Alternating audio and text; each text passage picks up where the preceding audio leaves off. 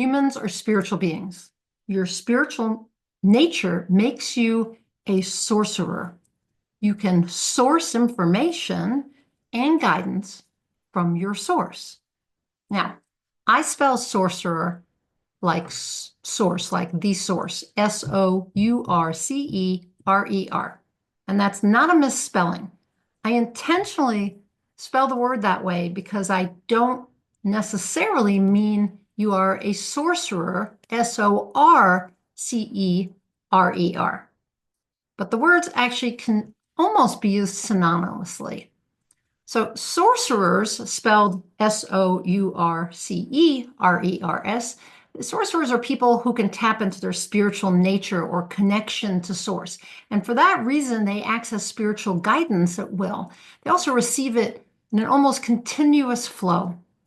Source, as I'm using it, source is synonymous with creator, divine mind, God, all that is, universe, whatever you call it. Your soul or spirit, your spiritual nature is always connected to source. Unfortunately, many humans don't have an awareness of their spiritual nature. Many mistakenly seek ways to connect with their soul or source when, in fact, they're already connected. And when you become conscious of this connection, you can access spiritual guidance and step into being a sorcerer. Now, let's talk about the other kind of sorcerer, Sorcerer. A sorcerer, spelled that way, is defined as a person who has occult ways to influence the world around them. And as a result, they've been called magicians and witches. And it's not surprising since the word sorcery refers to the ability to use supernatural powers or witchcraft or magic to impact the physical world. So in many cases, sorcerers have been thought to use black magic or dark arts or for evil, and to do that for evil purposes.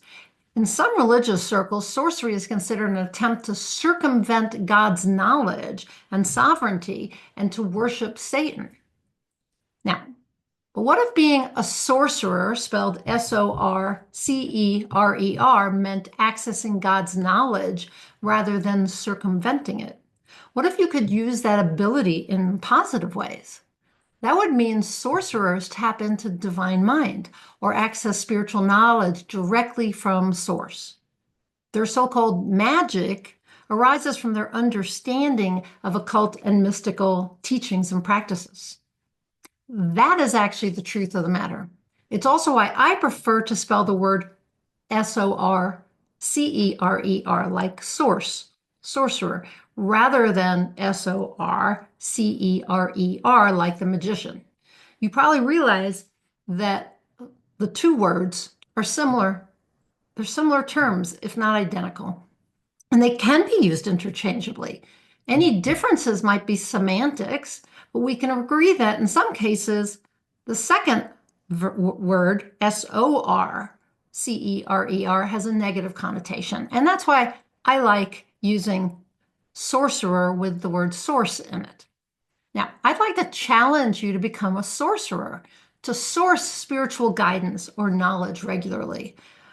Now, the other day, a young client asked me if it was okay to get a tarot reading, and I emphatically said, yes, it is. After all, a tarot reading is a way to gain information from divine mind or your guides or your soul. However, if you ask someone else to source the divine guidance for you, it's not coming from you, right? You're asking them to do it for you. So I qualified my answer and I said, why not first source the information by doing a tarot or oracle card reading for yourself? Then you can confirm whatever information you've received by asking someone else to do a reading for you. But first, source the information yourself. In other words, become a sorcerer. Be the person who can access divine guidance by yourself. And if you don't yet trust the information you receive, then seek confirmation outside yourself. After a while, you're going to develop trust and you won't need that external validation anymore. Now, the same client also asked me how to strengthen her connection with her spiritual nature. And I explained that she's always connected to her soul and therefore source, because soul is part of source. And then I suggested she do a couple things in order to strengthen that connection. The first thing was to ask her higher self, her soul, her spirit, or spiritual nature for guidance. Every day, ask, what can I do for my highest good? And then be aware of the answers that might come. They might come as subtle messages, but note anything that seems like the answer you requested or an intuitive hit. Number two is to follow the spiritual guidance you receive. Trust the guidance enough to take action. Many people don't trust spiritual messages or intuition, so they don't act on that nudge. It's a spiritual nudge. The more you take action, though, the greater your degree of trust in the guidance you receive and the more messages you're going to receive. So the third thing is to meditate, because meditation is a way to quiet the mind and begin to hear or notice your spiritual voice or guidance. It's a practice in listening to your intuition or source. And once you can do that, you're going to feel more connected and receive guidance more readily. Number 4 is to practice guided writing.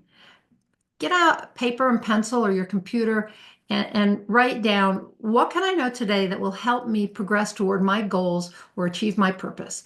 You can also ask the same question I mentioned before. What can I do today for my highest good? Or ask anything you like. And then write down whatever words come to you. If you like, you can start this exercise with a few deep breaths or a meditation, just to kind of get quiet. And then number 5 is to ask for signs. Spiritual guidance comes in many, many forms. For instance, you could receive signs like seeing something meaningful written on a license plate, or encounter a type of animal or insect, or see repeated numbers, or hear a song on the radio. So pay attention. The signs are all around you. Notice and interpret them. Source their meaning. Practice being a sorcerer.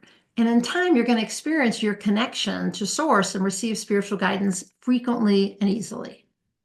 Keep in mind that as a human being, you are a sorcerer already, even though you may not have been aware of this fact. So adopt that identity of sorcerer, Sourcerer,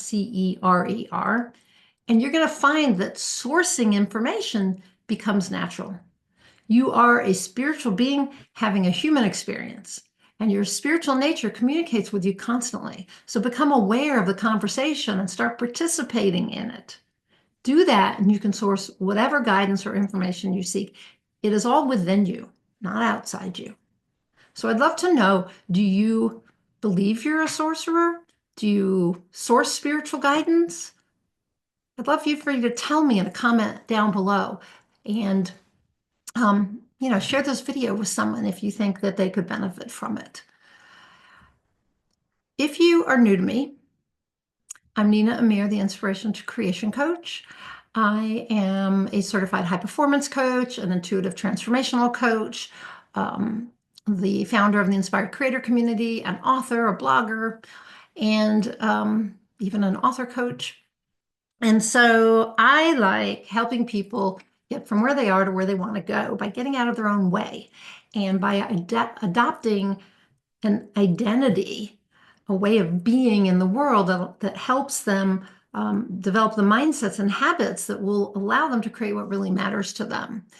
So if that's of interest to you, click on the link above. It tells you about 3 different ways that you can work with me.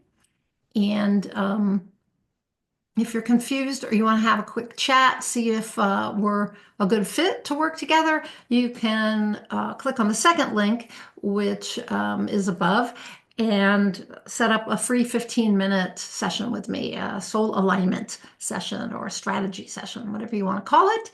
And we'll chat. We can talk about the different options. We can get to know each other. And like I said, see if we're a good fit to work together. So, start sourcing.